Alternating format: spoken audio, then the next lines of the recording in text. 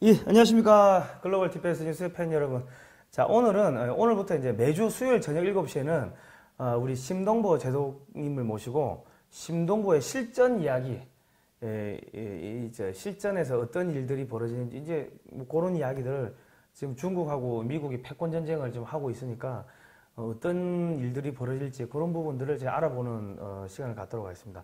자, 이 방송은 글로벌 디펜스 뉴스 채널과 심동보의 자유애국TV에서 매주 수요일 7시에 보실 수가 있으니까요. 심동보의 자유애국TV에 가셔서 좋아요 눌러주시고 구독 신청 많이 눌러주시고 그리고 응원의 댓글 좀 많이 달아주시기 바랍니다. 자, 오늘은 그 필성 리더십의 저자 심동보 제독님 나와주셨습니다. 예, 나와주셔서 감사합니다. 예. 제독님, 이 지금 여기 책이 심동보의 필성 리더십이라는 책인데 이게 어떤 책인가요, 이게? 그게 예. 사실은 그 전에 비매품 책이 예. 있었습니다. 예. 심동보 제독의 실전 리더십 10계명. 예. 이런 책이 이제 해군에서 발간이 됐습니다. 해군에서 우리 해군의 제가 붙인 이름인데 해군 리더십 논총이 매년 한 것씩 나오는데 각 군의 리더십 센터가 있거든요.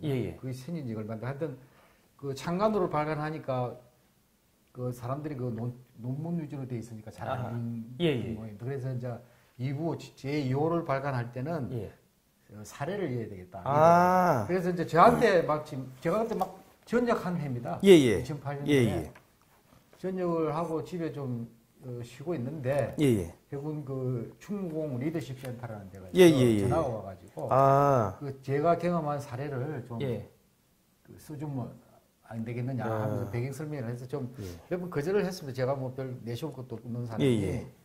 그래서 하여튼 한 몇 번 전화를 받고 3개월 후에 제가 연락을 했습니다. 여기 보가지고 그 책을 그게 제 리더십 10계명을 뽑아서 보냈는데 그게 충무공 리더십 센터에 반영이 됐습니다. 그래서 그게 실린 제목이 심동보 제독의 실전 리더십 10계명입니다. 그런데 그 글을 읽고 반응이 많이 좋았어요. 그러시면 또 제가 그걸 별책으로 해서 제 아는 분들한테 좀 드리고 했는데 이걸 정식으로 판매를 필요한 사람 사서 볼 수 있도록 해주면 좋겠다. 근의가 있어가지고 제가 이제 그 내용을 위주로 해서 그 사례를 넣고 그 원칙도 뽑아내고요. 그 다음에 이제 국가 리더십, 또 국가 안보, 이럴 때 국민들이 좀 잘 모르는 분이 있어서 또 북한 핵 문제 등등 해서 굉장히 이슈가 됐지 않습니까? 그래서 그 제3부에는 국가 리더십, 국가 안보 전략에 대해서 제 칼럼 이런 걸 많이 했습니다. 그래서 3부를 구성해가지고 작년에 냈습니다. 제가 보니까 뭐 림팩 훈련 때 있었던 일도 있고 우리 병사들을 훈련시켰던 일들 그리고 뭐 사관학교 때 일들 쭉 나오는데 이거 보니까는 기업인들도 이 소위 말해서 이 자기 회사의 이런 직원들이나 이런 사람들을 훈련시킬 때 조직을 훈련시킬 때 어떻게 하면 좋은가 그런 측면에서 이 책을 보면은 뭐 상당히 좋지 않겠나 싶은 생각이 듭니다. 어떤 기업 CEO께서는 그걸 뭐 한 100건 정도 사서 간부들한테 읽힌 분도 있고요. 그리고 실전 리더십 10계명 저게 처음 군에서 나와가지고 별책으로 나왔을 때 그 경찰청에서 간부들이 그 복사해가지고 다 돌렸습니다. 경찰청 본부. 그 다음에 청와대 경호실도 그 당시 경호처장님이 지시를 하셔가지고 그 책을 복사해가지고 한 70몇 페이지밖에 안 되니까 자체에서 복사를 해가지고 많이 읽혔다고. 그럼 기업체도 많이 읽고요. 이거는 무슨 사진입니까, 이거는? 이거는 제가 대령 때 상하학교 근무할 때 생도들 사열하는 사진인데 제가 임해가지고 갈 때 생도들이 전부 다 사인을 해가지고 저한테 선물한 겁니다. 그리고 생도들이 특이한 거는 그때 저하고 같이 근무한 제가 한 1년 반 했는데 생도 총원에 저한테 편지를 썼습니다. 저는 처음에 몰랐는데 집에 와서 보니까 다 편지를 써서 보냈는데 그러한 사례가 별로 없었던 것 같습니다. 왜냐면 제가 좀 무서운 직책이 있었거든요. 뭐냐면 생도 훈육관. 그러니까 연대 훈육관을 했는데 이거는 쉽게 이야기하면 생도도 훈련시키고 적성평가하고 이런 겁니다. 그러니까 생도들이 굉장히 힘드는 학과 공부가 아니고 이거는 주로 생도들 적성 그 품성 예. 이런 지덕체 아닙니까? 예. 체력하고 덕 이 분야를 제가 담당을 했기 때문에 예. 제가 좀 부담스러운데 예. 또 뭐 편지를 해가지고 저에 대한 기억을 다 적어놨더라고요. 아, 야. 아니 근데 저 제동님을 또 무서워하는 사람들이 또 있더라고. 예. 저 민주당 쪽 사람들이 제동님 아니 저 박근혜 대통령 그 누드화가 국회에 걸린 거를 그걸 보고 화가 나셔가지고 파손하셨 기사 나왔던데 지금 어떻게 재판하고 있는 걸로 알고 있습니다. 재판 어떻게 되고 있습니까? 재판은 중에 있습니다. 근데 아까 처음에 말씀하시는 민주당 분들이 저를 무서워할 이유가 없는 게 제가 2012년도 대선 때 민주당 그 대선 경선 후보 중에 한 분의 안보 특보를 했습니다. 김동완 당시 후보 안보 특보를 제가 여러 번 좀 요청을 받아가지고 그때 뭐 직장도 있고 할 때인데 직장을 그만두고 이제 도와드렸는데요. 그게 민주당이 저를 들어갈 게 하나도 없죠. 저는 지금도 어느 당에 소속된 사람이 아니고 정파에 뭐 이런 건 아닙니다. 그리고 정치적인 건 아닌데 하여튼 그 박근혜 대통령 누다 집 던진 것은 제가 국민 도래로 생각한 겁니다. 정치적인 건 전혀 없고. 그러니까 제가 우연히 국회에 누가 초청을 받아 행사 갔다가 일정 로비에 들어가니까 바로 대각선을 바로 보이는 거예요. 근데 그게 굉장히 논란이 많았습니다. 그 그림이. 아시다시피 작년에 심지어는 그 전시회를 주최한 그 표창원 의원인가요? 그분은 당에서 징계까지 했지 않습니까? 그리고 당시에 그 전 당 대표죠. 지금 저 대통령이신 문재인 전 당 대표까지 그 유감이다. 이거 잘못됐다. 그런 이야기를 했습니다. 그래서 굉장히 그 논란이 많이 됐는데 불구하고 계속 전시가 돼 있는 겁니다. 그럼 그 그림을 떼면 되는 거거든요. 근데 이제 제가 마침 봐가지고 도저히 그 지나칠 상황은 아니고 그리고 또 대통령은 국군 통수권자였어요. 대통령 통수권자이기 때문에 저는 예비역도 장성이란 말이죠. 그럼 어떻게 보면 재직수상 아닙니다. 전시가 되면 제가 소집대가 들어간단 말이에요. 그럼 재직수상 아닙니다. 그런데 이거는 그 군인으로서 예비역 장성으로서 도리가 아닙니까? 일반 국민. 그래서 상식이 너무 사회윤리 도덕 일반 사회 상규에 어긋나는 거죠. 아니 근데 적당히 그냥 그림이 아니고 적나라하게 그랬어요. 그래서 그런 그 걸리는 것 자체가 그 국회에 그 있을 수 없는 일이죠. 그러니까 저희가 거기에 수없이 많은 그 예비역 군인들, 예비역 장성분들이 거기를 왔다 갔다 했을 건데 왜냐면 국회에 뭐 하루에도 그 뭐 엄청나게 왔다 갔다 하는데 다 봤을 건데 아무도 그거를 보고 그냥 화를 제가 제일 진짜 이해가 안 되는 부분은 외부인들이야 그 국회에 좀 그 용무 있어 가더라도 숙달된 장소가 아니죠. 하지만 거기 국회의원들, 국회의원분들은 거기가 자기 집무실이 있지 않습니까? 그러면은 매일 지나다니는 거예요. 그걸 아무도 항의도 안 했다는 거는 저는 참 그 이해가 안 되는 부분입니다. 그리고 제가 좀 뭐 이번에 저는 어느 정당 소속 진짜 아닙니다. 정치적인 이제 그건 아닌데 자유한국당에 이번에 참표를 하고 뭐 이런 여러 가지 요인 내부 분석도 하고 그랬는데 제가 그 이야기를 했어요. 근데 아니 자기 당에서 배출한 대통령을 허물이 다 있을 수 있죠. 그럼 뭐 문재인 대통령, 노무현 대통령 허물이 없었던 건 아니잖아요. 누구나 대통령 이전에 인간으로서 허물이 있을 수 있는데 일단 자기 당에서 배출한 대통령이란 말이에요. 그러면은 그걸 필요하면 보호를 해줘야 돼요. 그거 어립니다 신이. 근데 보호는커녕 그 그림이 진짜 얼마나 창피스러운 수치스러운 그림입니까? 아무도 항의한 사람이 없었다. 그거는 저는 정말 국회의원들이 인간이 덜 됐구만요. 굉장히 제가 의구심을 아직도 가지고 있습니다. 그래 하여튼 그 재판이 지금 진행 중에 있고요. 그다음에 작년에 작가 측에서 처음에 1월 24일 사건이 나고 8월 24일 날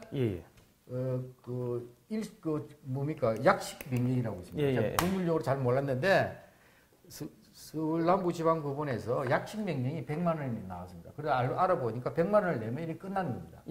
문제는 그 며칠 후에 작가 측에서 변호인을 통해서 손해배상 청구 소송을 했어요. 얼마를요? 그래서 3천만 원, 그림값 2천만 원, 위자료 1천만 원, 그다음에 이자 뭐 이런 거 해가지고 3천여만 원의 손해배상 청구 소송을 했는데 문제는 지난 3월 19일 날 3차 공판 때 저희들이 요청을 했죠. 그림을 검증을 하면 좋겠다. 예, 예. 그래서 작가가 그림을 가지고 나왔는데 예. 재판정에서 그 변호인 질문에 답하기를 작가가 이거는 유화가 아니다. 예. 컴퓨터 그래픽으로 예. 사진과 그림을 합성해서 그거 뭐 몇천 원 합성한 데다가 예. 저 수성 아크릴로 덧칠을 한 거다. 이렇게 진술을 했어요. 예. 그리고 그 알아보니까 예. 그런 그림은 사실 예술로서의 가치가 없답니다. 그게 무슨 뭐 10만 원, 예. 뭐 10만 원, 예. 20만 원 그런 호가 이제 10만 원 내 정도인데 종이값이지 뭐. 예, 그 30만 원 이상의 청구 소속을 지금 해가지고 예. 민사는 지금 3차 공판을 앞두고 있고 예. 변론기일을요. 예. 행사는 그저께 5차 공판 끝나고 6차 공판을 8월 20일 또 6차 공판이 지금 예정돼 있습니다. 예. 예. 그 뭐 예정돼 있는데 지금 뭐 이 민주당 일당 독재 체제로 지금 가다 보니까는 뭐 사법부도 지금 다 넘어간 것 같은데 제가 볼 때는 제동님이 그 손해를 엄청나게 많이 보시게끔 패소할 가능성이 제가 볼 때 매우 높을 것 같습니다. 지금 대한민국에 지금 뭐 사법부가 지금 제대로 돌아갑니까? 이거 아직 개판인데요, 지금. 그런데 하여튼 예. 저는 그림을 근계 제지 젠주로 알았죠. 예. 그런 그림을 국회에다 그게 제가 된 줄 알았지. 예. 제가 그 잘못 그린 그림을 떼어낸 게 제가 되는 거는 나는 전혀 몰랐습니다. 사실은. 예. 근데 아마 우리가 흔히 이야기하기를 법을 잘 모르는 사람들 일반 상식적으로 하는 얘기가 이런 법이 있습니까? 이런 이야기 하죠. 이런 법이. 그게 가장 맞다는 얘기입니다. 법 감정으로는. 예. 그게 이런 법이 있느냐 이거야. 대통령을 빨아먹인 그림을 근게 잘못이지. 그 그림을 떼낸 게 어떻게 잘못이냐. 그리고 제가 재물손괴죄로 지금 형사 재판을 받고 있는데 저는 그림을 만지지도 않았어요. 액자만 이렇게 잡고 이렇게 이렇게 가벼우니까 떨어지는 것을 던지는데 바닥으로 실제 액자를 밟고 찍고 한 분들은 여러 사람이 따로 있어요. 그런데 그분들 중에 한 사람만 기소가 됐고 나머지는 조사도 안 했습니다. 그런데 그분들 굉장히 액자 이런 거 많이 구체적으로 그림을 훼손을 시켰죠. 근데 저는 그 캔버스 이거 손으로 만진 적도 없어요. 그러니까 제가 던져가지고 파손된 게 거의 없습니다. 뒤에 액자 틀이 약간 돌아갔다는 이야기가 있는데 그것도 던지기 전에 상태를 누구도 확인하는 게 없어요. 이게 던지기 전 상태인지 내가 던짐으로써 액자 틀 보조 지지대가 하나 돌아가는지 그건 몰라요. 아니 그러니까 국민 여러분이 진짜 이거는 뭐 왜냐면 우리 제동님은 그냥 군인으로서 당신께서 지금 이 필승 리더십이라고 지금 이 책도 썼는데 아니 우리가 보편적인 상식에서 지금 활동을 한 건데 이게 참 법이라는 게 참 대한민국이 완전히 저는 믿고 있습니다. 그런데 대한민국이 죽지 않은 한 그 일반 사회 상규나 그런 거는 용납을 그 법에서 안 할 거로 저는 생각합니다. 요즘 법이 엉망이라 가지고. 예, 알겠습니다.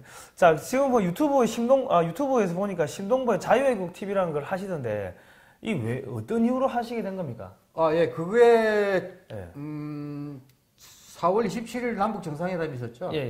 근데 그게, 계속 방송이 많이 됐습니다. 그런데 제가 4월 24일 날 처음 방송을 했어요. 왜냐면은, 이 남북 정상회담을 잘못하면은 이게 굉장히 국가의 운명이 걸린 문제거든요. 그렇지 않습니까? 그래서 이것을 내가 꼭 말을 좀 하고 싶어서 방송을 통해서 자연스럽게. 근데 그래서 이제 자유애국 TV라는 거를 이제 명칭을 정해서 했는데요. 처음에 방송 화면도 흐리고 한 50분을 방송을 했는데 15분 이상 안 올라가더군요.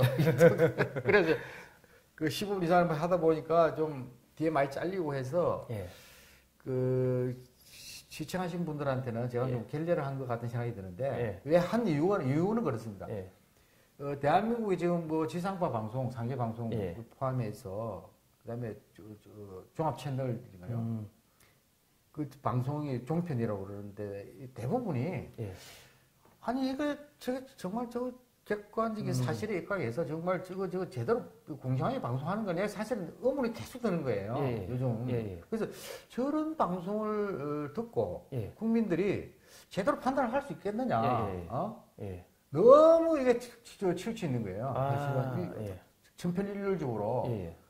그 친정부적으로. 정부가 하는 일이 항상 좋은 옳은 일만 할 수는 없죠. 그죠. 예. 어느 정부든 간에 예. 시행착오가 있을 수 있고 한데 그럼 사실대로 보도를 해서 예. 바로 잡아 나가면 되는 거거든요. 예. 그 언론의 기능이 그거 아닙니까? 그죠. 예. 뭐 견제 이런 말 이야기할 필요도 없이 누구나 시행착오가 있을 수 있는데 언론이 빨리 잡아주면은 빨리 방향을 잡아서 올바르게 가면 결국 그게 국가 이익이 되는 거죠. 예. 국민들한테도 예. 좋은 거고.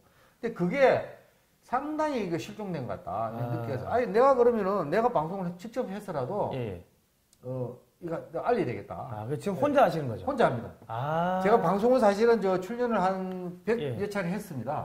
종편 뭐, 이런 게.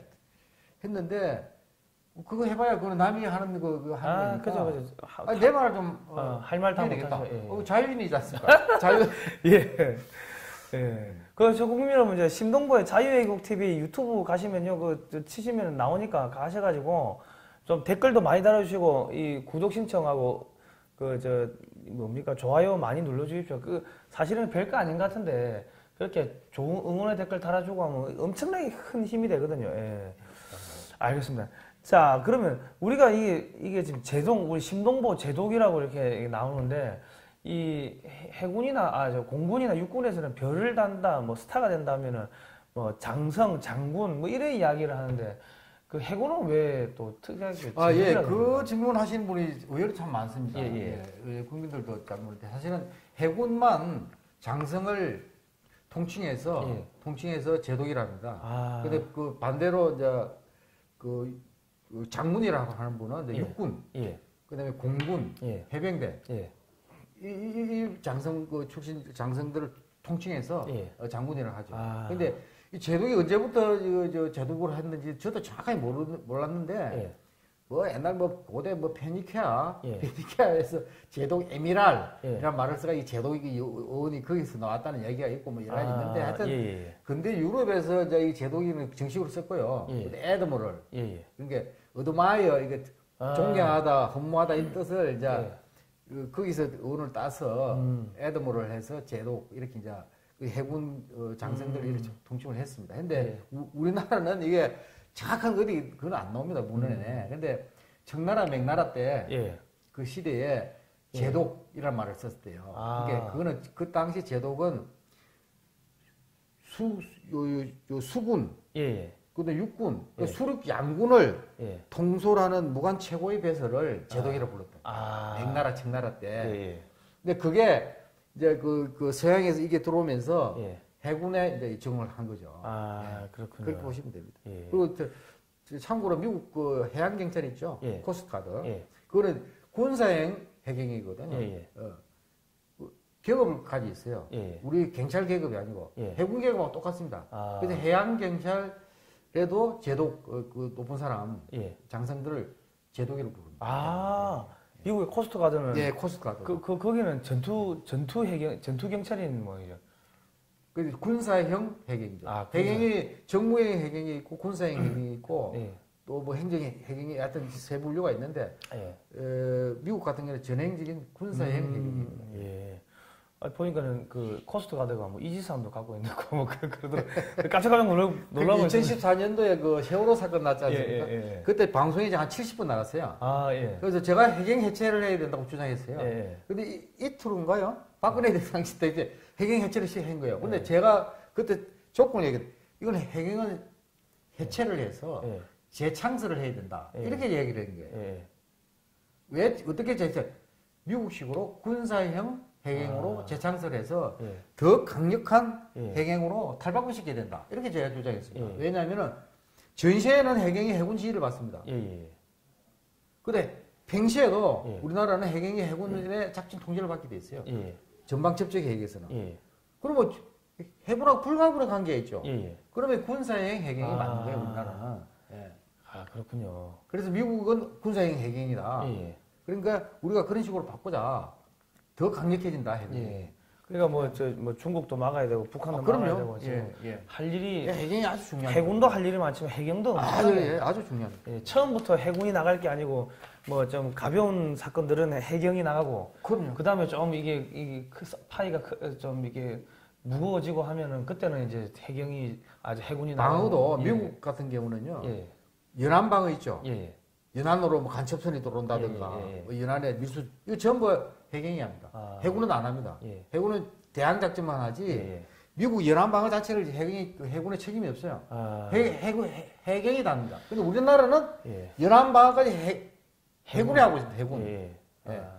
그게 특수한 거죠. 근데 또 미국하고 비교할 수 없는 것이고. 근데 사실은 해경하고 같이 해야 됩니다. 사실. 그렇군요. 예.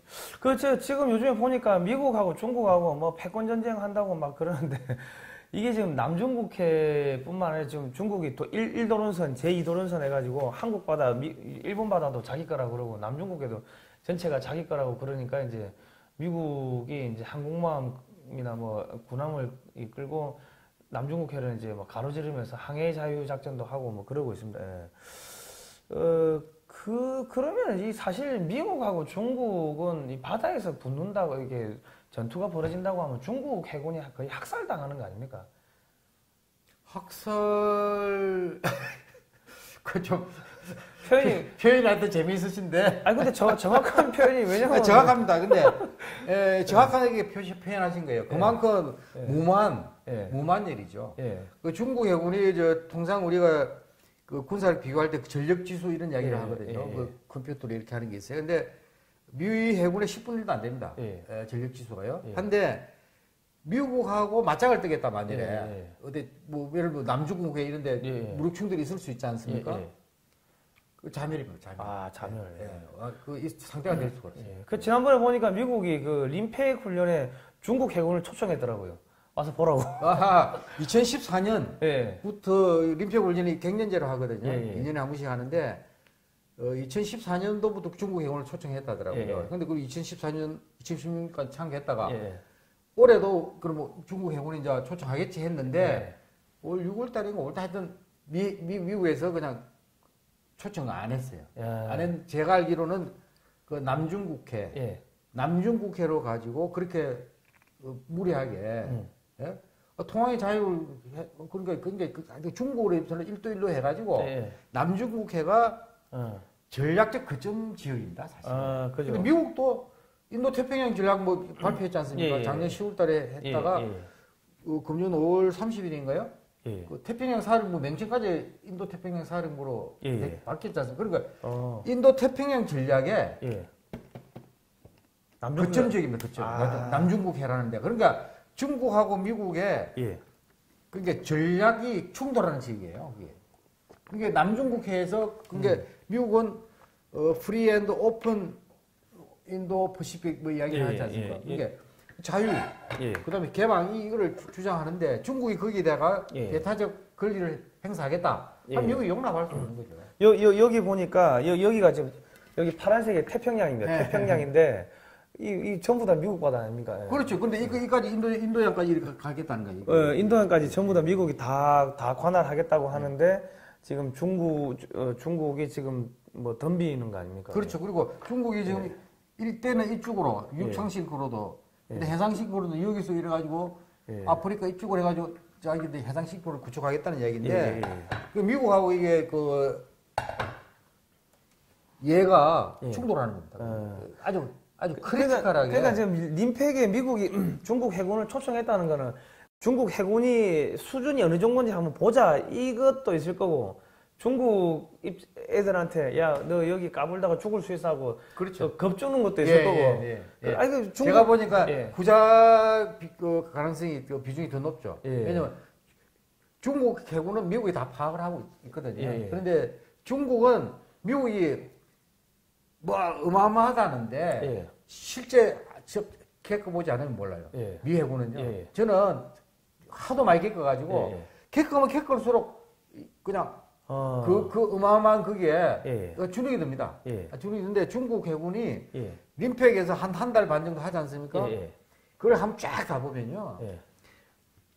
아니, 길을 못 펴게 돼 있습니다. 스스로. 그냥 이게 그 소위 그 의지가 꺾이는. 의자가 말살될. 야 이거 싸웠다가 죽을 수 있겠고. 그리고 학살.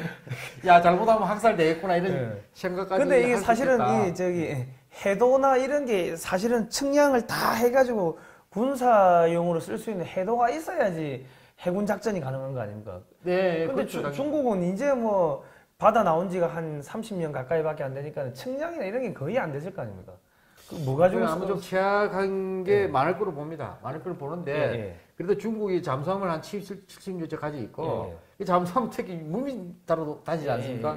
그 해저 지형이나 이런 게 그 해저 지형도 또 있고 한데 그거 없이는 그 운영할 수가 없어요. 그러니까 뭐 기본적으로는 뭐 자기들이 그 해도를 만든 거는 아니더라도 그걸 입수를 해서 어느 정도 가지고 있을 겁니다. 그런데 그걸 소위 최신화시킨 거예요. 업데이트하게. 왜냐면 해저 지형이 많이 바뀌거든요. 중요한 지형은 그대로 있지만은 그걸 계속 측량을 해가지고 전부 보상 그 새로 합니다. 업데이트한 그런 것은 중국이 상당히 제한을 안 받겠나. 그러니까 이게 그렇게 안전하게 그 위해 요소가 되는 거죠. 그러니까 뭐 항공모함만 있다고 해가지고 육군은 총만 주면 이게 그냥 총 주고 밥 주면 가서 싸울 수 있지만 해군은 해저 지형도 뭐 해도 이런 게 없으면 항공모함만 있다고 해가지고 싸울 수 없다는 거 아닙니까? 그렇죠. 그렇군요. 그것도 그거고 지금 이 보면은 중국이 항공모함을 만들었다고 하는데 항공모함도 이거 뜨고 내리고 이것도 사실 보이지 않는 노하우 아닙니까? 그 보니까 뭐 미 해군도 초창기에는 항공모함이 이착륙하다가 뭐 착륙하다가 비행기가 뭐 바다에 추락도 하고 뭐 많이 그랬더라고요. 그 영상. 미 해군도 초창기에 2차 대전 처음에 태평양 그때 항공모함이 일본이 먼저 만들었거든요. 그 미국 당연히 항모 해가지고 항모전이 많이 있었잖아요. 근데 처음에 항모를 운영할 때 이게 특히 착륙할 때 착륙하면서 배에서 충돌하고 심지어는 막 바다에 이게 추락하고 이래가지고 수백 대를 수백 대. 정확한 근데 하여튼 수백 대 항공기를 이랬어요. 이제 그런 그 시행착오를 거쳐서 지금 미국 해군이 항모를 지금 운영하고 있는 겁니다. 그런데 중국에 뭐 랴오닝 함인가 이게 뭐 98년 우크라이나에서 바라카 함기 옛날 그 구소련 그 인수해가지고 뭐 이거 좀 운영하다가 이번에 작년에 진수도 했죠. 이분함을 그 산농함인가 해가지고 뭐 심지어는 시진핑 국가주석이 직접 타고 한 달 전인가요? 남중국해에서 막 큰 기동훈련 하는 게 나왔지 않습니까? 봤습니다. 그렇게 이제 시위를 하는데 제가 보기에는 헛개입니다. 헛개비. 지금 왜냐면 아직도 중국이 착륙 훈련을 하면서 착륙한 게 얼마 안 됩니다. 한 1년 되나? 그 추락한 적이 많거든요. 그게 언론에 안 나온다. 추락을 한다는 거죠, 실제로. 실제. 그러니까 아직도 항모를 이착함하는 이 자체 이거 기본이지 않습니까? 항모에서 항공기가 떠고 내리지는데 안정성이 없으면 항모 운영을 취하지 못하는 겁니다. 그것도 아직 안정이 안 돼 있는 거예요. 그럼 예를 들면 우리나라가 항공모함을 만든다고 하면 우리는 미국의 군사 고문단이 와가지고 노하우나 이런 거를 뭐 알려주면은 뭐 소위 말해서 빨리 이렇게 그런 거대 함정을 운영하는 당연하죠. 노하우가 습득할 수 있겠지만 미 해군식의 항모 운영은 우리가 그건 무리이고 이제 수직이 착륙 F-35B 같은 그렇죠. 제가 계속 주장이 F-35B 40대 들어오는 중에 아니 뭐 40대 플러스 해군 한 1개 편대 정도라도 저 1개 대대 정도 뭐 한 12대 정도 B를 포함시키자 F-35B. 그래서 공군이 운영해라. 공군들이 싫어해요. 해군이 그런 거 확보하는 걸 공군 역할이 축소되는 거죠. 그런 거 뭐 서로 경쟁 관계, 그 건전한 경쟁 관계죠. 근데 공군이 조종사가 파견을 와라, 해군 함재기를 가지고 파견 와서 작전하고 또 복귀하고 이런 식으로 하면 되지 않느냐. 공군하고 해군은 협조를 하면 되는 거거든요. 주장했는데 그건 아직 반영이 안 됐는데 꼭 그거 있어야 된다.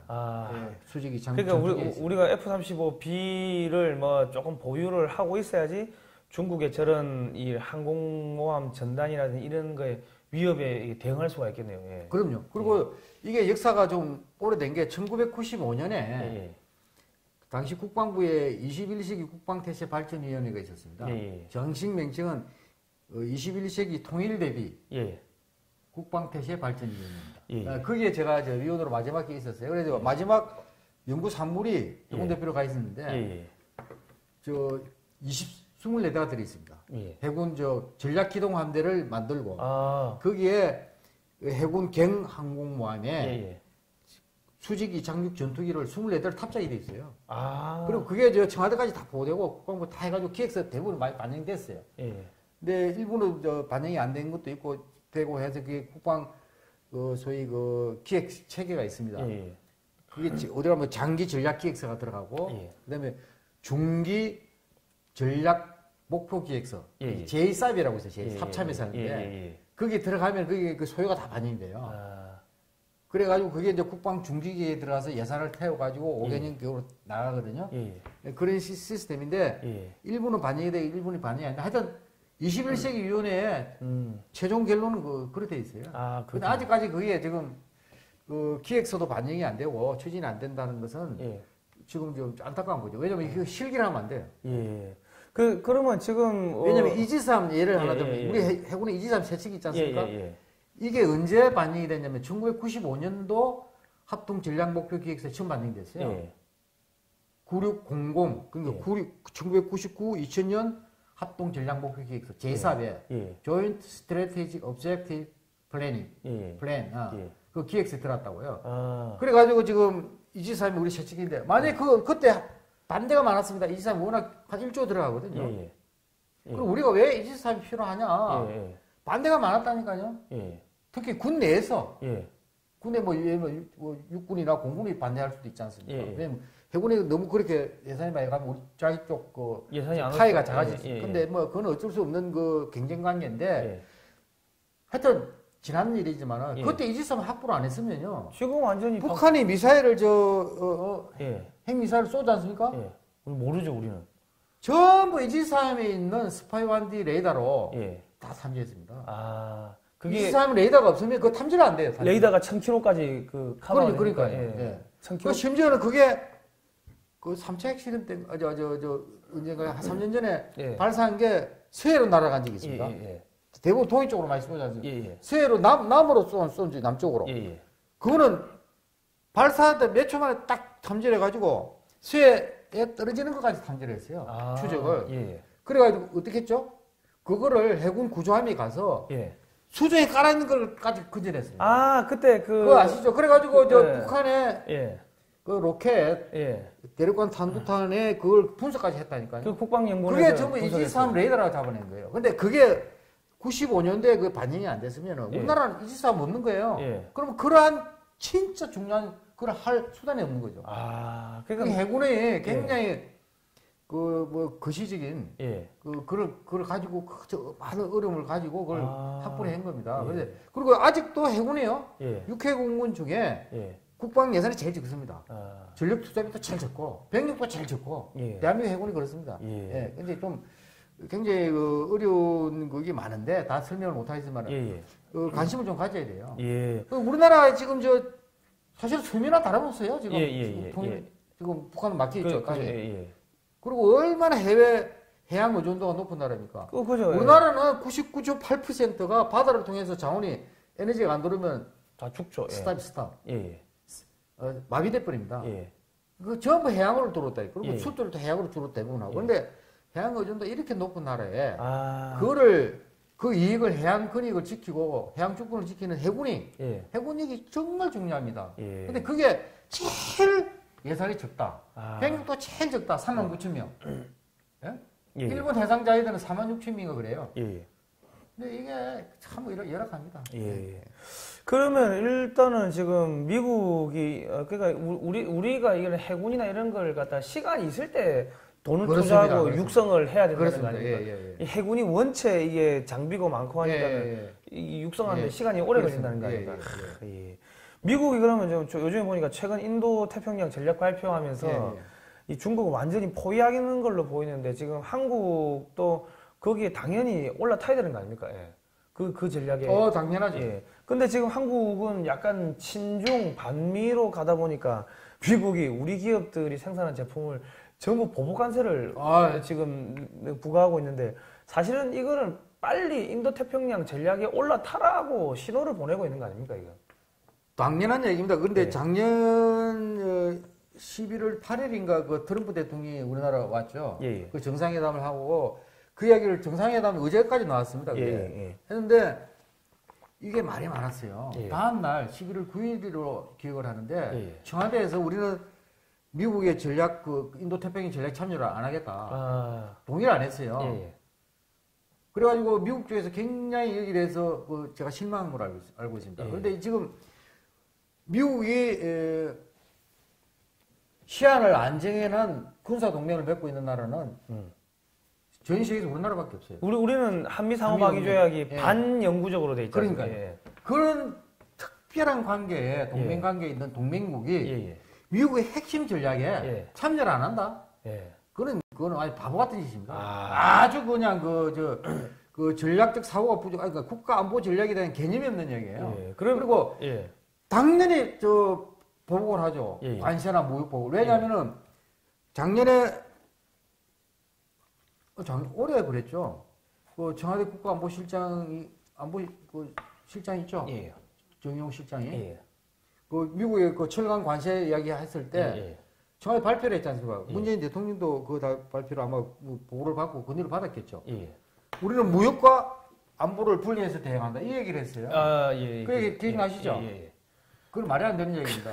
국가 안보 전략의 핵심 개념을 모르는 얘기예요. 무역하고 그러니까 경제하고 안보를 분리할 수가 없어요. 그런데 미국에 네 개 기둥이 있다고 그러거든요. 안보에 국가 안보 전략에. 그거 아십니까? 제가 잘 모르겠어요. 한번 이야기해 주십시오. 국가 안보 전략을 4필라라고 그래요. 필라. 기둥. 그러니까 기둥 하나 없으면 안 되는 거죠.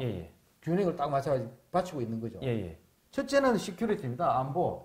그게 우리가 흔히 이야기하는 물리적 안보. 국토를 지키고 국민의 생명 재산 지키고 그게 시큐리티 안보. 두 번째 프로스페리티입니다. 경제입니다. 경제. 왜? 경제가 번영이 돼야 안보를 받쳐주는 거 아닙니까? 돈 없이 안보가 안 되지 않습니까? 그렇죠. 세 번째는 뭐냐? 질서입니다. 질서. 오다. 법 질서 이런 거 다 포함되는 겁니다. 예를 들면 맨날 반대로 반대 데모만 하고 불법 이거 안 되는 겁니다. 왜? 안보 그냥 근본적으로 불안한 걸 하는 거예요. 질서 중에는 세계 질서 이런 것도 미국 같은 나라는 국가 간에 이거 질서 있지 않습니까? 이거 마찬가지예요. 그 질서가 들어가야 됩니다. 그 다음에 가장 중요한 건 value. 가치가 있어, 가치. 그게 우리가 핵심 가치 뭡니까? 우리나라 자유민주주의, 시장 경제 이거 우리나라 그냥 핵심 가치입니다. 핵심이죠. 이게 흔들리면은요, 안보가 절단 나는 겁니다. 한미동맹도 지금 흔들리고 있고. 그래서 국가 정세성 문제라든가 이런 거 헌법 정신이나 이런 거를 우리가 절대 가볍게 생각하면 안 됩니다. 그렇군요. 아니 그러니까 저는 좀 답답한 게 정의용 국가안보실장 같은 경우 서울대 정치외교학과 나오면은 우리나라 최고의 엘리트인데 왜 이렇게 세상 흘러가는 걸 잘 모를까 싶은 생각이 들어요. 네, 제가 보기에는 뭐 다른 건 모르겠어요. 근데 그분이 굉장히 성실하게 업무를 하시는 거로 제가 그렇게 느낌을 받습니다. 근데 물론 성실하고 이런 거 다 좋은데 개념이 정확해야 됩니다. 그럼 뭐 알겠습니다. 그럼 우리도 지금 어쨌든 간에 지금 뭐 남중국해로 우리도 진출을 해야 될 거 아닙니까, 지금? 사실 우리 해군이 당연합니다. 근데 95년도에 이지삼 이야기 했죠. 그때 제가 합참 전력기획과에 근무했어요. 합참 전략본부 전력기획과에 실무자로 중령으로 근무를 해서 그 일을 했단 말이에요. 제가 대미 관계, 대국회 관계, 해군 전략 뭐 이런 거 쭉 하는데 그때 세운 개념이 바시협의라고 있어요. 대만하고 중국 사이 협의 바시협의입니다. 대만하고 중국. 최소한 거기까지 600개월이에요. 거기까지는 우리 자력으로 교통으로 지킬 수 있는 능력을 확보해야 된다. 그러면서 전략 기동한데 해서 경항공모함에 수직 이착륙 전투기를 싣고 그다음에 호위를 해야 돼요. 호위를 항공모함을. 그러면 거기에 이지삼 매척 그다음에 또 중형 KDX2급 구축함 4,500톤급 3,000톤 구축함 이런 식으로 그다음에 기동 군수 지원함 그다음에 잠수함 공기 AIP 잠수함 최소한 이렇게 해서 이걸 하나의 한 전단이 되는 거죠. 태스크 포스가 되는 거죠. 그렇게 한 거예요.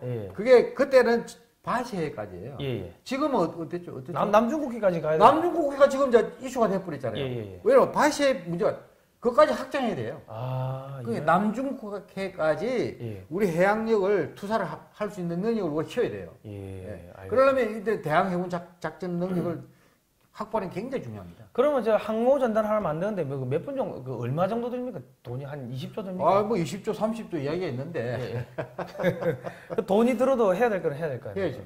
예. 알겠습니다. 예, 오늘 뭐 제가 또 장시간 그 우리 저 심동보 제독님을 모시고 이 미국과 중국의 패권 전략 하에서 우리가 어떤 그 정책을 취해야 될지에 대해서 알아봤습니다. 그 당연히 한국은 미국의 동맹국이니까 미국 편 들어야 되는 거 당연한 거 아닙니까? 당연합니다. 예. 그 적당히 생각하면. 그리고 저 한마디만 드리면은 예, 예. 한미 동맹은 대한민국을 떠받치는 예. 힘의 원천입니다. 아. 그 굉장히 그게 그 클라우제비체가 쓴 용어로는 예, 예. 그걸 전략적 중심이라고 합니다. 아, 무게 중심. 예. 센터 오브 그래비티. 그러니까 예. 전략적 중심은 그 나라를 떠받치는 힘의 원천 이렇게 정의가 되어 있거든요. 그게 한미 동맹으로 예. 명확하게 작전 계획 이런 데 명시가 되어 있어요. 아. 그러니까 그만큼 동맹이 중요합니다. 그게 예. 한미 동맹이 없으면 대한민국이 없는 거예요. 그죠. 그게 해도 되고 안 해도 되는 게 자, 아니고. 거슬러 올라서 독립도 예. 미국 때문에 됐죠. 예. 그다음에 우리나라 침략으로부터 우리나라를 지킨 수호 예. 또 미국이 했죠. 예. 그다음에 경제 번영 미국이 원전 이게 다 했죠. 예. 그럼 지금도 미국 때문에 지금 외국 투자가 유치가 되고 그죠. 경제가 일어났지 않습니까? 예. 세계 우리나라 지금 12대 강국이지 않습니까? 예. 한미동맹이 깨져가지고 주한미군이 출세했다 하면 예. 상상을 해보십시오. 외국 자본이 일단 다 빠져나가요. 아, 그렇군요. 대한민국 완전히 망해버립니다. 예. 그만큼 중요한데 이 한미동맹을 모든 걸 우선해서 한미동맹을 강화하는 예. 정책을 정부가 추구해야 돼요. 예. 이걸 적당히 생각하고 미국의 인도 태평양 전략에서 우리가 빠진다든가 이건 아주 그 잘못된 판단이에요. 알겠습니다. 자, 제동님 오늘 나와주셔서 감사합니다. 예, 감사하고요. 이 방송은 매주 수요일 저녁 7시에 글로벌 디펜스 뉴스와 신동보의 자유외국 TV에서 동시에 방송되니까요.